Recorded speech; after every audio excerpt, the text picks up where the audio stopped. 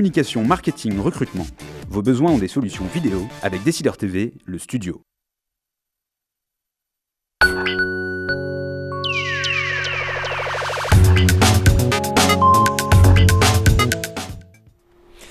Bonjour et bienvenue dans la tribune des décideurs, cette émission hebdomadaire, vous en avez l'habitude, rendez-vous chaque lundi 12h30. Vous pouvez poser pendant toute l'émission vos questions sur le chat, sur decideurtv.com ou sur latribune.fr, également via Twitter, accompagné du hashtag LTDD.fr. Bonjour Eric. Bonjour. Heureux de vous retrouver pour cette émission. Nous avons le plaisir aujourd'hui d'accueillir Olivier Roussat. Bonjour Monsieur Roussat. Bonjour. Vous allez avoir bientôt 49 ans. Vous avez travaillé chez IBM pendant 7 ans avant, en 1995, de rejoindre le groupe Bouygues pour participer à cette aventure Bouygues Télécom. Vous faisiez partie des tout premiers à lancer cette belle aventure. En novembre 2007, vous succédez à Nonce Paolini à la tête de Bouygues Télécom et vous en êtes le PDG. On va parler avec vous de ce marché de la téléphonie mobile qui est en pleine ébullition. On va peut-être commencer par la 4G. C'est le lancement, là, dans les jours qui viennent. Ça a commencé à se déployer pour Bouygues Télécom de la 4G. Qu'est-ce que ça change? Alors la 4G, ça change une chose assez simple. C'est la première fois dans l'histoire des technologies qu'on a une technologie mobile qui va plus vite que les technologies fixes qui sont le plus largement répandues dans les foyers, c'est-à-dire les DSL. C'est-à-dire que concrètement, votre mobile va à une vitesse que vous n'avez pas à l'heure actuelle chez vous avec votre PC. Et donc ça, c'est quelque chose qui change véritablement l'usage. Vous avez beaucoup plus de fluidité dans votre relation avec Internet. Vous avez une deuxième chose qui change, c'est que vous avez la capacité à envoyer sur Internet avec des débits qui sont très très supérieurs à ce que l'on fait en ADSL. Est-ce que c'est au point que ça peut remettre en cause le fixe? Est-ce qu'on peut imaginer des foyers qui coupent le fixe pour aller garder uniquement la mobilité? Un foyer qui ne ferait que de l'Internet peut avoir intérêt à garder une 4G parce qu'il aura un confort d'usage qui sera supérieur à celui qu'il a en ADSL. En revanche, l'ADSL permet une deuxième chose que permettrait également la 4G, mais qui serait trop coûteuse à produire, c'est que tout le transport de la télévision sur Internet qui existe maintenant avec les box, ça c'est quelque chose qui est très consommateur de bande passante, qui fait que la 4G ne remplacera pas le fixe. En tout cas pour le moment, parce que sinon ça lui coûterait très cher. Ça coûterait une fortune, voilà. Alors les premières questions qui nous sont parvenues, Sam Suffit vous demande, bonjour, pour vous, quels sont les éléments nécessaires au succès de la 4G en France? Alors, on a regardé chez Bouygues Télécom quels étaient les pays dans lesquels la 4G a été un succès. Il y a 2 pays qui ressortent, c'est les États-Unis d'un côté et la Corée du Sud de l'autre. Il y a 3 facteurs de succès. Le premier, il faut, pour pouvoir réussir à la 4G, avoir une couverture suffisamment large pour que les clients puissent utiliser leur téléphone dans leur zone de vie, c'est-à-dire à leur domicile ou à leur travail. Pour cette raison, on a décidé chez Bouygues Télécom d'avoir la couverture la plus large possible. On a le 1er octobre, c'est-à-dire demain, 63% de la population couverte, c'est 40 millions de Français qui peuvent utiliser leur mobile. Et donc on a un effet territoire instantané qui fait que là où vous êtes, vous avez la 4G. Donc ça, c'est le premier driver important.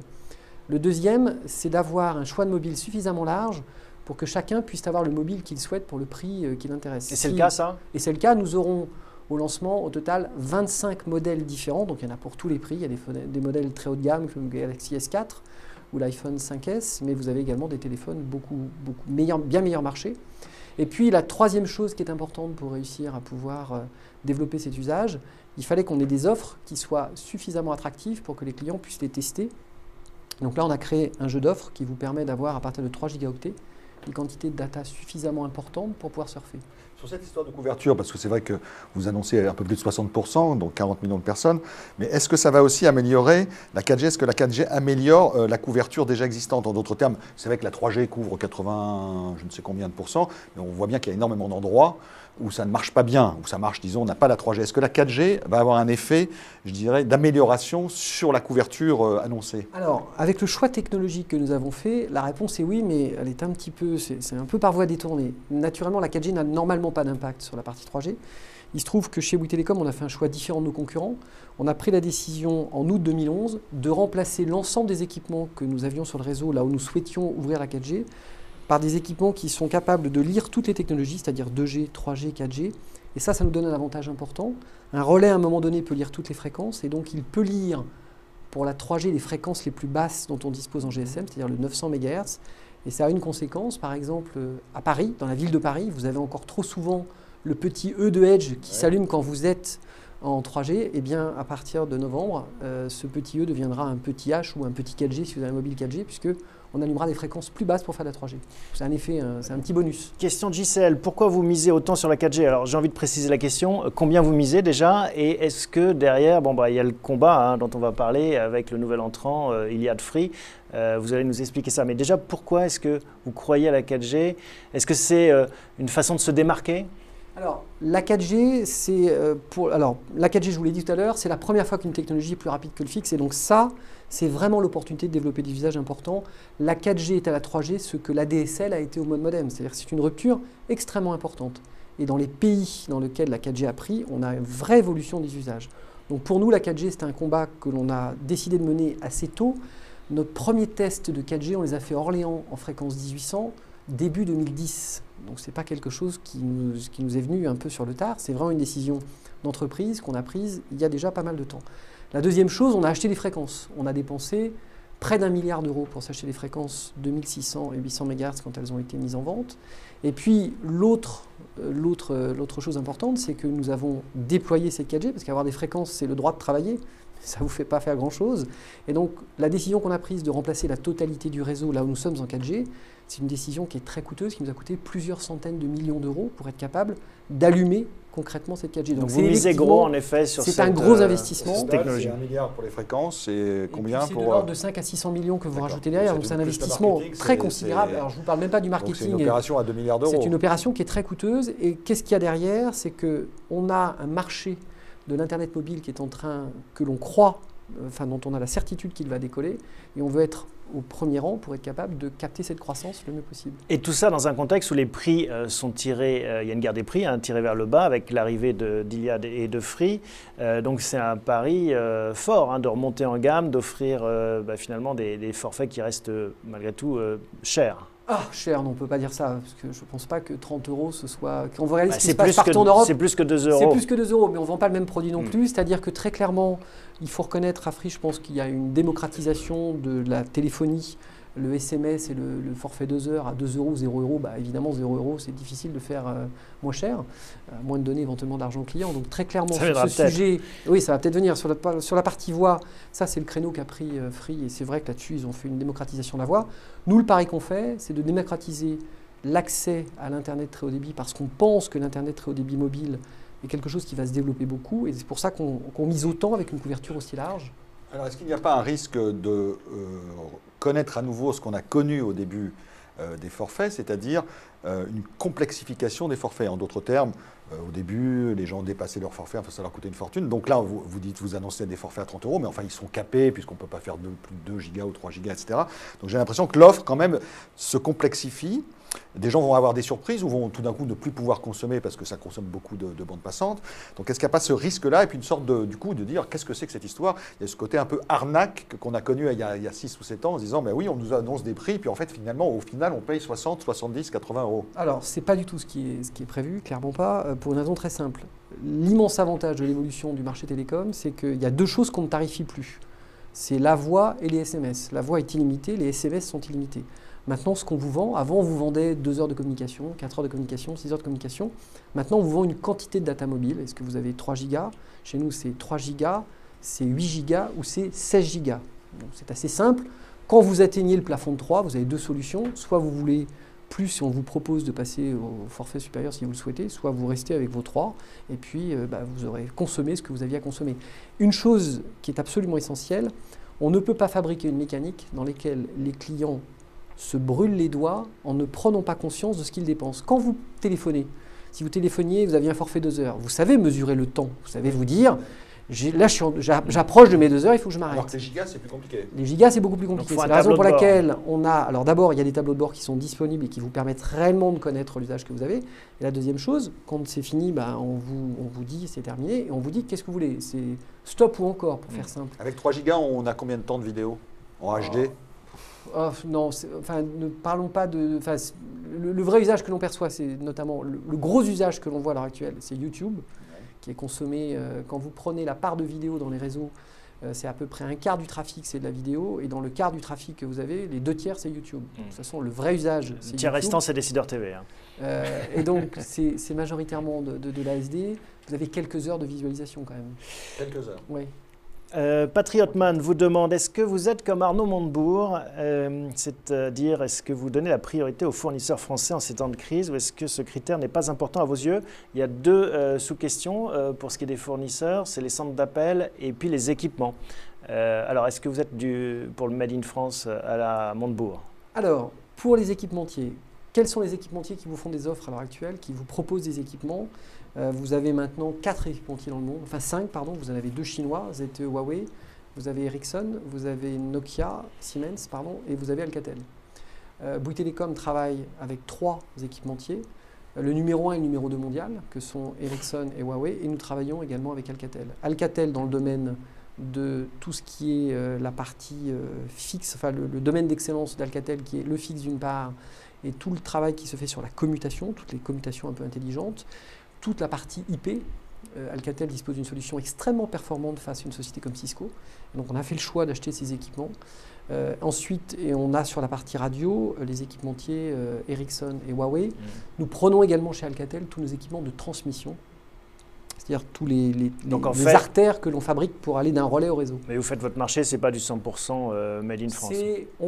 D'abord, on ne pourrait pas faire du 100% Made in France pour une raison assez simple. Lorsque nous avons choisi le chemin particulier que nous avons pris pour faire la 4G, la solution que nous souhaitions, c'est-à-dire le modèle hybride qui faisait toutes les technologies, n'existait pas chez Alcatel. Donc, on ne risquait pas de le prendre là. La sous-question, hein, c'est celle qui concerne les centres d'appel. Il y a plusieurs questions concernant les centres d'appel. De combien de centres d'appel Bouygues Telecom, combien de centres d'appel Bouygues Telecom va fermer en France et à partir de quand? Ça, c'est lié à la guerre avec Free et Iliad. Il y a cette perception. Est-ce que vous allez fermer des centres d'appel? On a 6 centres alors on n'appelle pas ça des centres d'appel chez Bouygues Telecom, Ah bon. On appelle ça des centres de relations clients, et je pense qu'il faut visiter un de nos centres pour comprendre pourquoi on les appelle comme ça.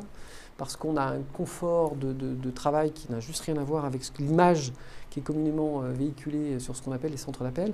Donc nous avons 6 centres de relations clients. Ces 6 centres de relations clients, c'est à peu près 2400 collaborateurs. Et précisément, ce qu'on est en train de faire à l'heure actuelle, c'est de recruter à nouveau 200 conseillers clientèle supplémentaires, c'est-à-dire qu'on est plutôt dans une phase dans laquelle nous créons des emplois, plutôt dans une phase dans laquelle on les réduit. Ils sont en France? Ils sont en France en l'occurrence. Ce sont des salariés de Bouygues Telecom? C'est des salariés de Bouygues Telecom. C'est Strasbourg, c'est Bourges, c'est Nantes, c'est Tours, c'est Bordeaux, et nous en avons un. Et ça à fait Meudon. une différence d'être en France plutôt qu'ailleurs? En fait, vous avez en France, pour pouvoir intervenir, par exemple, si vous prenez le cas, prenons un cas assez simple, le cas de l'Internet, le support Internet. Le support Internet, c'est un support que, quand vous avez un problème Internet, vous avez éventuellement un problème de télévision, vous avez envie qu'on puisse vous répondre n'importe quand, c'est-à-dire au moment où vous avez le problème. Et donc, vous avez besoin d'avoir une couverture de travail pour pouvoir le faire, qui vous oblige à savoir disposer de salariés à des moments particuliers qui ne sont pas les moments dans lesquels on fait. C'est justement l'intérêt d'être en Inde, parce qu'ils peuvent répondre la nuit. Pour cette raison-là, c'est la raison pour laquelle on a effectivement installé des centres. On a 2 sociétés qui travaillent pour nous, qui sont basées au Maroc et qui sont basées en Tunisie, qui nous gèrent une partie de nos appels pour être capables de faire cette partie de traitement d'appel, parce qu'on ne savait pas le faire nous-mêmes. C'est quelque chose que nous avons fait en discussion complète avec nos collaborateurs. Mais on pense par contre que pour défendre le drapeau, pour défendre le maillot Bouygues Telecom, on a plus intérêt tout de même à disposer de nos propres collaborateurs, parce que le sens du maillot, c'est un truc assez puissant, et ce n'est pas un truc que vous trouvez chez vos sous-traitants. Mireille demande, allez-vous faire des forfaits 4G spécial iPhone pour vous différencier des autres opérateurs? Alors, on aimerait bien par exemple faire un 4x3 pour rappeler à l'ensemble des Français qui disposent d'un iPhone 5, et il y en a à peu près 1 million. Il y en a 200 000 qui sont chez Bouygues Telecom, donc il y en a 800 000 qui ne sont pas chez Bouygues Telecom. Leur dire, écoutez, vous, messieurs, mesdames, votre iPhone 5 ne marchera jamais en 4G tant que vous ne serez pas chez Bouygues Telecom. Donc venez pour le faire. Par contre, pour faire un 4x3, il faut une autorisation. Pas ailleurs? Parce qu'un iPhone 5 ne sait lire en 4G qu'une seule fréquence, la fréquence 1800, et que nous sommes le seul à avoir fait le choix en France d'allumer cette fréquence sur la partie 4G. Et donc pour cette raison, il vous faut l'autorisation.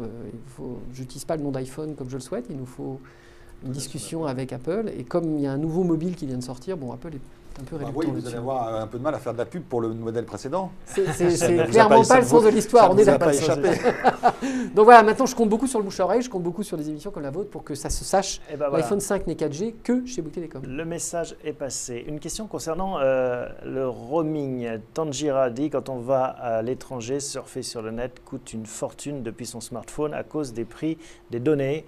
Et comme beaucoup de monde, je coupe la fonction data de mon smartphone pour n'utiliser que les appels. La question du roaming, alors je crois que la Commission européenne se penche là-dessus, Nelly Cross. On en est où? C'est vrai que ça semble incompréhensible de devoir, dès qu'on passe la frontière, payer 3 fois, 4 fois le prix qu'on paye localement. Alors, plusieurs éléments, parce que je pense que nous avons là-dessus une position un peu différente de nos concurrents.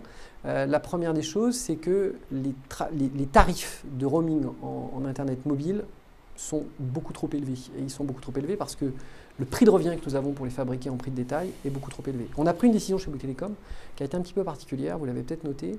Avant l'été, nous avons sorti une application qui s'appelle World and You, qui vous permet de ne plus téléphoner en payant vos appels depuis l'étranger. C'est une décision que nous avons prise pour une raison simple, parce que le grand public, de façon générale, n'utilise pas son téléphone à l'étranger. Et nous avons mis au point une petite application qui leur permet de ne plus payer leur SMS, de ne plus payer leur communication voix quand ils les passent de l'étranger. Le faire en data, ça nécessite juste de pouvoir trouver des aspects Wi-Fi. On avait fait d'ailleurs un accord particulier avec une société américaine pour être capable d'ouvrir le maximum de Wi-Fi. Et si on a eu cette démarche-là, c'est simplement en partant du principe qu'il faut qu'on arrive à obtenir des prix de gros plus bas pour être capable de démocratiser la data lorsque l'on voyage. Mais notre vrai besoin, c'est d'avoir la certitude que nos clients peuvent utiliser leur téléphone quand ils le souhaitent. Et de toute façon, c'est illusoire d'imaginer qu'avec des prix élevés, ils le font. Ils ne le font pas. La première chose que font les clients quand ils arrivent, ils interdisent l'accès à la data. Alors comment on peut faire ça pour améliorer ça, au-delà des petites astuces du bricolage? Je dirais pas un nous, accord global alors, enfin nous, la à demande passer. que l'on fait au travers de la Commission européenne, c'est de dire continuez à mettre la pression pour que les prix de gros soient le plus encadrés possible, parce que si les prix de gros, si le prix auquel j'achète les data mobiles en Autriche est encadré, il est beaucoup plus bas, je suis capable de faire un prix détail qui soit plus performant. Une chose est sûre, on ne va pas perdre grand-chose, puisque de toute façon, le grand public n'utilise pas son téléphone à l'étranger en data. Il a le sentiment de se brûler les doigts. Donc, c'est juste pas possible. Mais derrière ce débat, il y a aussi, si on se projette un petit peu plus dans l'avenir, cette idée qu'il n'y ait plus de forfaits nationaux, mais des forfaits européens, ce qui pourrait aussi pousser, disons, à des regroupements. C'est un peu la crainte d'un certain nombre de se dire finalement il y a des opérateurs nationaux de petits pays qui pourraient se retrouver d'une façon ou d'une autre dans les mains des très gros, puisque c'est un appel à la consolidation, si j'ose dire. Alors, et alors là, Bouygues sur ce Télécom a une sujet, position oui. un peu compliquée. non, on n'a pas une position compliquée, on a la position des petits acteurs, comme vous venez Oui, de le c'est ce dire. que j'allais C'est-à-dire, dire. elle n'est pas compliquée, elle est extrêmement simple. Si vous regardez ceux qui animent le marché dans tous les pays, ceux qui animent le marché, ce sont toujours les challengers. Ce ne sont jamais les numéros 1, numéro 2 qui animent le marché, c'est toujours les numéros 3, numéro 4. Nous sommes justement dans cette position. Télécom à Ce qui sa a été le naissance. cas pendant très longtemps, ce qui est par exemple, qui est aussi le cas de Free qui vient d'arriver. Et donc, si l'on souhaite conserver un marché concurrentiel et un marché qui est poussé qui pousse à l'innovation, la première chose à faire, c'est de garder tous ces acteurs qui ont créé ce genre d'innovation. Mais imaginons qu'on se dise non, ça serait peut-être plus intéressant d'avoir des grands acteurs parce que seuls les grands acteurs peuvent s'en sortir. Et puis il y a peut-être un juste milieu entre les 150 ou plus en Europe et puis les 50-60 américains. Vous savez, la question qui se pose, elle est très simple. Lorsque vous avez des acteurs de taille internationale, prenons un exemple simple, prenons Vodafone. Vodafone, il est international depuis de très nombreuses années et il est dans les différents pays avec des positions très fortes. Quand Vodafone est numéro 3 dans un pays, sa position de leader européen ne lui a jamais permis d'être numéro 2, numéro 1. Il a été challenger dans le pays en animant. Et donc ça signifie bien que l'assise internationale ne vous donne pas un avantage particulier. Sinon, là où il était numéro 3, il serait devenu numéro 2. Et pourquoi vous n'avez pas d'assise particulière? Pourquoi l'international ne joue pas tant que ça? C'est parce que les problèmes de construction de réseau, c'est des problématiques strictement locales avec des réglementations purement locales. Le permis de construire, toutes ces choses-là, c'est très spécifiquement français. Les équipementiers ne font pas des prix plus élevés aux petits opérateurs parce qu'ils se battent pour avoir les petits, pour avoir un contrat de plus quand ils font leur liste et qu'ils présentent ce qu'ils ont fait au marché. Alors il y a un avantage par contre qui existe, ça c'est vrai, c'est que les mobiles sont moins chers probablement, je l'imagine, quand vous êtes un grand acteur comme Orange que comme un acteur comme Bouygues Télécom. Mais rappelez-vous, en 2008, on a attaqué le contrat Orange-Apple et on a gagné l'autorité de concurrence. Et pourquoi on l'a fait? On l'a fait pour avoir la certitude qu'on ne permettait pas à des grands acteurs de verrouiller le marché en achetant des mobiles auxquels les acteurs plus petits n'auraient pas eu le droit. Et sur la concentration là qu'évoque Eric, est-ce que c'est le sens de l'histoire pour vous en Europe? Est-ce qu'elle va arriver? Je crois pas. Je crois pas. Je crois pas parce Pourtant, que... vous mutualisez SFR, vous cherchez à mutualiser des infrastructures, donc c'est déjà un premier pas. Non, c'est différent. C'est-à-dire que vraiment, quand on nous parle de consolidation, quand les grands acteurs vous parlent de consolidation, ils vous expliquent qu'il y a un intérêt à être présent dans tous les pays simultanément. Moi, j'ai essayé de vous dire non. Ensuite, la question qui se pose, c'est y a-t-il intérêt à essayer de partager des infrastructures localement pour payer moins cher? La réponse est oui. Si au lieu de construire 2 réseaux, j'en fais un, c'est évidemment moins cher. Au final, est-ce qu'on peut se retrouver à partager les mêmes infrastructures si on se retrouve dans un lien de dépendance mutuelle ou de fausse concurrence finalement? Alors l'autorité de concurrence a bien vu ce point et donc elle a publié des recommandations qu'elle a publiées en mars dans lesquelles elle a fixé les règles avec lesquelles on avait le droit de partager des réseaux et elle a fixé des zones assez grandes dans lesquelles nous ne pouvons pas partager de réseau. Et donc, elle a dit simplement, dans les zones dites très denses, là où il y a beaucoup de trafic, vous n'avez pas le droit de partager vos réseaux, vous ne pouvez les partager qu'en dehors de ces zones. C'est ce qui garantit que sur le long terme, elle aura 4 acteurs en France. Il restera 4 acteurs en France. Au-delà des accords commerciaux que vous évoquiez là, le passé nous a appris quand même qu'il y a une époque où il y avait eu plus que des soupçons d'entente entre les opérateurs, puisqu'il y a eu quand même des procédures et même des condamnations. Est-ce que l'arrivée de Free ou d'autres faits ont complètement nettoyer, disons, à la fois les soupçons et la réalité de ces ententes entre opérateurs? Vous faites allusion à une affaire qui remonte à 2005. Oui. Mais... nous sommes en 2013, bientôt en 2014. Alors effectivement, il s'est passé quelque chose il y a 8 ans de là. Cette chose a été effectivement condamnée en l'occurrence. D'ailleurs, la condamnation a été proposée, excusez-moi, j'ai dit une bêtise, elle a été prononcée en 2005 sur une affaire qui remontait à 2002. Ça fait donc 11 ans. Bon, je ne peux pas vous dire le contraire, ça semble-t-il exister puisqu'il y a eu une condamnation. Donc je crois que ça appartient résolument au passé. Et ce que l'on observe à l'heure actuelle, c'est que la bataille qui se fait sur le front des tarifs à l'heure actuelle en France, c'est une bataille acharnée qui se fait vraiment entre tous les acteurs. Une dernière question sur le mobile, et après j'aimerais qu'on parle du fixe. La fréquence, un internaute vous demande, bonjour, la fréquence 1800 permettra-t-elle d'améliorer la couverture en campagne? Je suis couvert 4G sur vos cartes, mais je ne suis qu'en Edge. C'est parce que ce n'est pas encore déployé? Alors il faut attendre demain parce qu'effectivement l'ouverture ne se fera sera terminée qu'à 0 heure le 1er octobre, c'est-à-dire dans une douzaine d'heures maintenant. Et sur 63% de la population? Sur 63%, et donc vraisemblablement là où monsieur est en Edge, il y a des chances qu'il soit à la campagne. 4G. Le fixe, oui, parce qu'on parle beaucoup du mobile, la 4G, c'est l'actualité. Vous êtes aussi présent dans le fixe au travers de la B-Box. Je parle sous votre contrôle. La fibre, on en est où? Alors, nous, on a fait un choix qui est un peu différent de nos concurrents là à nouveau. On a fait un choix dans 2 directions. La première, c'est qu'on a souhaité pouvoir utiliser l'infrastructure de numéricable qui était déjà existante, avec un accord que nous avons passé en 2009, qui nous permet d'avoir à ce jour 320 000 clients très haut débit et donc d'être un acteur assez important en termes de très haut débit. Et puis en parallèle, on a fait un accord, cette fois-ci nous l'avons fait avec SFR en 2010, dans lequel nous avons décidé de co-investir dans les zones très denses pour déployer cette fibre optique. À l'heure actuelle, le frein à l'usage de la fibre optique dite FTTH, c'est un frein extrêmement simple. C'est le fait que pour pouvoir y avoir accès, quand vous ne prenez pas l'infrastructure du numéricable, il faut qu'on installe un câble chez vous. Et donc, il faut que la fibre optique elle arrive sur le palier des appartements. Ensuite, il faut qu'on perce le mur de votre appartement pour faire courir le long de la plainte le fil jusqu'à la salle de séjour où vous avez votre téléviseur. Et il faut reconnaître que c'est quand même il y a quelques réticences. La 4G, quand même, risque de jouer le rôle de frein, ou en tout cas pour convaincre les gens. Au contraire. Ouais. Catalyseur, parce qu'en fait, la 4G vous fait découvrir. Pourquoi est-ce que les gens ne prennent pas de fibre à l'heure actuelle? Ils vous disent, écoutez, il faut faire passer le câble le long de la plainte. Quand ils mesurent les inconvénients qu'ils ont, ils n'en voient pas les avantages. Parce que la DSL marche plutôt bien. Il marche plutôt bien. Alors la DSL, il a juste un truc qu'il ne fait pas à l'heure actuelle par rapport à la fibre. D'abord, il descend avec des débits qui ne sont pas très élevés et il ne permet pas le sens montant.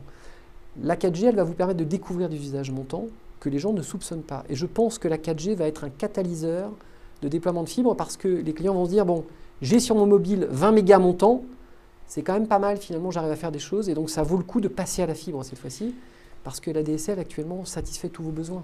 Mais est-ce qu'il ne va pas y avoir, je rebondis sur l'histoire de la fibre, vous allez couvrir 60%, c'est toujours les derniers pourcents qui coûtent les plus chers, donc les 30 ou 35% restants, puisque c'est plus éparpillé. La fibre coûte très cher dans ces endroits-là, puisque ce sont des longues distances. La fibre n'ira pas dans les zones donc, est-ce qu'on n'a pas un risque quand même d'une France du mobile à 2 vitesses pour une période assez longue? Les pouvoirs publics ont adressé ce point-là, puisque lorsque nous avons acheté nos fréquences en 2011, les pouvoirs publics ils ont défini ce qu'ils appellent la zone de déploiement prioritaire, qui est la zone entre 83% de la population et 100%, c'est-à-dire les zones les plus rurales, Et ce sont des zones sur lesquelles nous avons des engagements et des calendriers de déploiement qui nous ont été imposés par les pouvoirs publics pour avoir la certitude justement que la 4G ne soit pas simplement une technologie des villes. C'est quand? Alors je vous dirai une bêtise, je crois on a des points de passage en 2015 et on a d'autres points de passage en 2017 ou 2018. Et notamment les fréquences 800 MHz ont vraiment été imaginées pour nous faire couvrir les zones les plus rurales de France.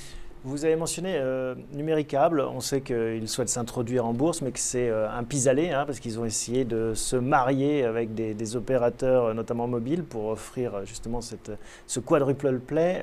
J'imagine que vous avez parlé ensemble. Pourquoi ça ne s'est pas fait ? Alors vous avez dit que c'était un pis-aller parce que ça n'engage que vous, parce qu'a priori la procédure de mise en bourse, j'ai compris que c'était plutôt dans la première quinzaine de novembre. Oui, mais c'est quand même un plan B. On a compris qu'ils auraient peut-être préféré se marier à un SFR ou à un Bouygues ou à quelqu'un d'autre. Dans ce jeu de discussion, pour être capable de faire quelque chose, il faut de part et d'autre faire un nombre de choses. Manifestement, les choses n'ont pas existé. Voilà, ça s'est pas fait. Et ça ferait pas sens si vous mettez ça comme ça sur une feuille de papier, vous regardez des synergies, il y en a un certain nombre, oui. Mais bon, ça s'est pas fait, voilà. Ça n'existe pas pour l'instant. Il reste 3 minutes pour quasiment ne pas parler de Free, ce qui est quand même une performance. Oui, je vous en prie, on l'a évoqué un petit peu en creux. Juste sur Free, sur la 4G quand même. Tout le monde aujourd'hui dit, ils ne sont pas équipés, etc. Puis il y a d'autres gens qui disent, ils préparent, ils attendent de voir pour arriver avec un petit peu un événement comme ils avaient réussi à le faire il y a 2 ans. Qu'est-ce que vous en pensez, vous Est-ce qu'ils préparent un coup de... Alors ça, d'abord, il faut le demander à Maxime Bardini ou à Xavier Niel. Mais une fois, aussi, imaginons... Parce que vous l'avez pris dans la figure une fois, si vous le prenez j'espère que vous vous préparez à ne pas le prendre dans la figure une deuxième fois. Si vous avez pour faire la 4G, il y a quelque chose qu'il faut savoir, c'est que nous avons l'obligation chaque mois de déclarer à l'Agence nationale des fréquences, la NFR, on doit déclarer les relais qui sont éligibles en 4G. Et donc, vous avez la capacité, chaque opérateur peut suivre le déploiement de son voisin. C'est quelque chose qui est public. Et donc, d'ailleurs, il y a un certain nombre de journaux dans lesquels vous avez régulièrement les choses qui ont été publiées. Typiquement, dans la Tribune, vous avez eu l'avancement des opérateurs. Un bon journal. Pardon ? Un bon journal. Oui. Et donc, quand vous regardez ce qui se fait, vous ne pouvez pas, on ne peut pas passer de zéro à tout. Instantanément, c'est quelque chose qui ne peut pas se faire parce qu'il faut équiper déjà des relais existants. Et donc, à l'heure actuelle, quand on regarde les déploiements tels qu'ils ont été faits, il y a 2 phases dans les autorisations. Il y a le fait de déployer l'antenne et puis il y a le fait d'allumer l'antenne.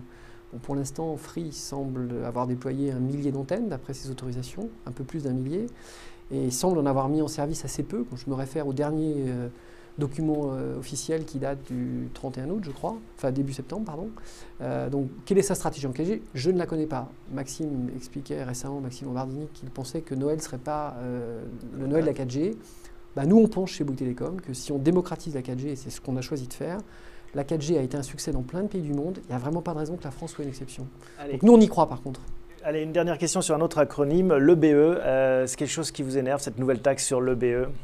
On rappelle ce que c'est. Alors, l'excédent brut d'exploitation, c'est quand vous avez pris vous prenez votre chiffre d'affaires, vous enlevez vos dépenses courantes et il vous reste l'excédent brut d'exploitation qu'on appelle EBITDA également quand vous le considérez. C'est un solde intermédiaire de gestion qui est assez haut dans le qui est assez haut. Alors, en fait, de quoi il s'agit? s'agit C'est très simple. Dans une industrie capitalistique comme la nôtre, c'est l'argent dont vous disposez pour être capable de financer vos investissements. Une société comme Bouygues Telecom, cette année, va dépenser plusieurs centaines de millions d'euros en investissement.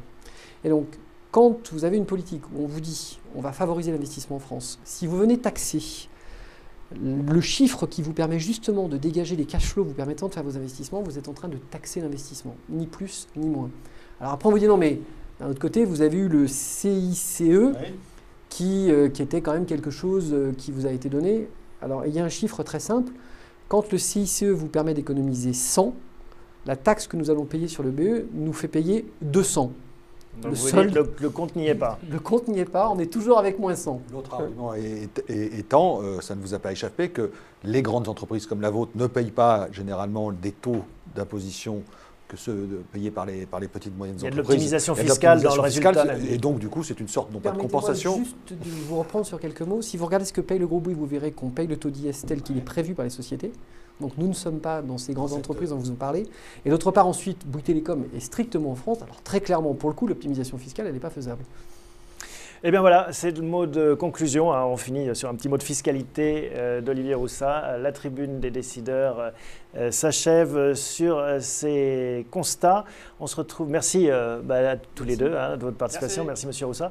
Merci à vous pour votre fidélité et vos questions. On se retrouve la semaine prochaine pour un nouvel épisode de la tribune des décideurs.